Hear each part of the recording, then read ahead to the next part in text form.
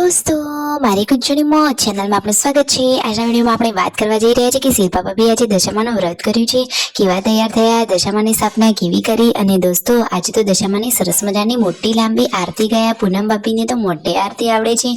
Decoration કેવું કર્યું છે, તેમના પપ્પાનો એક્સિડન્ટ થયો હતો, એમને ઘરે કોઈ વાત જ નથી કરી। શું કારણ હતું, કેમ ઘરે કોઈને કશું કહ્યું જ નહીં, શું કારણ હતું, એ બધી જ માહિતી મળશે તમને આપણા આ વિડીયોમાં।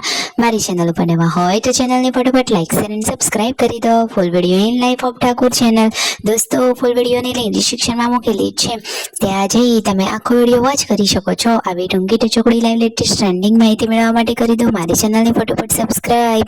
તો ચાલો દોસ્તો વધારે રાહ ન જોતા આપણે વિડીયોની શરૂઆત કરી દઈએ।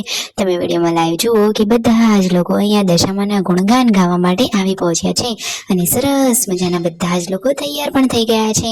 પૂનમ ભાભી પણ મસ્ત મજાની યલો ગ્રીન સાડી પહેરી છે, વિયુએ હાથમાં મહેંદી પણ મૂકી લીધી છે અને શિલ્પા ભાભી તો એકદમ સુપર્બ તૈયાર થયા છે। બચ્ચા પાર્ટી પણ અહીંયા માતાજીની પૂજા આરાધના કરવા માટે આવી પહોંચ્યા છે।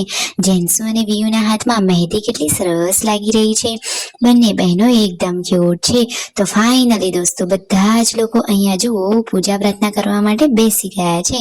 દશામાની આરતી કરવામાં આવશે, પછી જુઓ કંકુ તિલકથી વધાવ્યા, થાળ ધરાવ્યો અને પછી પ્રસાદી આપી। તો દોસ્તો કોના કોના ઘરે દશામાં બિરાજમાન થયા છે, શું કોઈ ઉપવાસ પૂજા પાઠ કરે છે, જલ્દીથી કોમેન્ટ કરજો। જોઈએ કેટલા લોકો દશામાની આરાધના કરી રહ્યા છે। અને જુઓ તમે બધા જ લોકો ઘરે બેઠા બેઠા અહીંયા દશામાના આ દર્શન કરી શકો છો અને પાવન થઈ શકો છો। દશામાં તો બધાના જ દુખડા દૂર કરી અને સૌને સુખ સમૃદ્ધિ આપે છે। પરિવારના બધા જ લોકો અહીંયા બેસી ગયા છે। આ વ્રત તો બધા જ લોકો કરે છે, જુઓ તો ખરા। અને કિંજલબેની બાએ પણ આ વ્રત કર્યું છે, સંજયભાઈ પણ આવી ગયા છે અને પૂનમ ભાભી તો છોટુ બેબીને લઈને આવ્યા છે। બધા જ લોકોએ મસ્ત મજાના ભજન પણ ગાયા। શું દોસ્તો તમને કોઈ લેટેસ્ટ દશામાનું ભજન કીર્તન આવડે છે? આવડતું હોય તો એક લીટી કોમેન્ટમાં અવશ્ય લખજો। અને જો કિંજલબેની બા તેમના ભાઈઓને તિલક કરી રહ્યા છે, છોટુ બેબી પૂનમ ભાભીના ખોળામાં છે અને મસ્ત મજાનું એ ભજનને આરતી ગાઈ રહ્યા છે। તો આજનો તો આખો દિવસ મસ્ત મજાનો ભક્તિભાવ વાળો રહ્યો। અને દોસ્તો તેમને ત્યાં આ કેવો રિવાજ હોય છે, બપોરે જમી કરીને બધા લોકોને પોખરા પર જવાનું હોય છે। તો દોસ્તો જવા માટે બધા જ લોકો રેડી તૈયાર પણ થઈ ગયા। શિલ્પા ભાભી તો મસ્ત મજાની સાડી પણ પહેરી લીધી અને જુઓ પછી શું જવાનો પ્રોગ્રામ બંધ રહ્યો, કયા કારણે, શું થયું? તો દોસ્તો વરસાદ જોરદાર આવી રહ્યો છે એટલેથી કોઈનાથી જવાય એવું જ ન હતું, એટલે એ પ્રોગ્રામ કેન્સલ રહ્યો। તેમના પપ્પાની ગાડીનો એક્સિડન્ટ થયો હતો, શું ઘટના બની હતી? તો દોસ્તો ભગવાન માતાજીની દયાથી એમને કશું નહોતું થયું, પરંતુ જુઓ તમને નજીકથી બતાવીએ કે ગાડીને તો કેવડો મોટો ગોબો પડી ગયો છે। તેમના મમ્મી તો જોવા માટે જઈ રહ્યા છે ગોબો કઈ રીતે પડ્યો હતો। તો દોસ્તો એ 2 દિવસ પહેલા ગેસનો બાટલો ભરાવવા માટે જઈ રહ્યા હતા, તો બાજુમાંથી જ ગાય ગઈ અને એનું શીંગડું અહીંયા અડી ગયું હતું।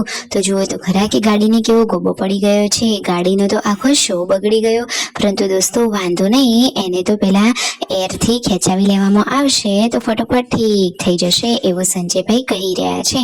પરંતુ આપણે પણ થોડું ધ્યાન તો રાખવું જ જોઈએ।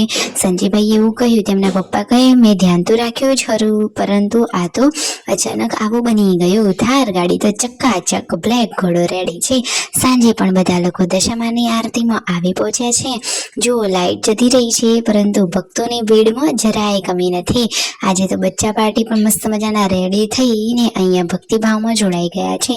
બધા જ લોકોએ સાથે મળી અને આરતી કરી। ગુડ્ડુ, યશુ, વિયુ અને લાડકો મિતાંશ પણ ખરો, બધાએ સાથે મળીને અહીંયા આરતી પૂજા પાઠ કર્યા અને પછી સંજયભાઈ ને રણજીતભાઈ ગયા છે અહીંયા તખાભાઈને મળવા માટે હોટેલ પર।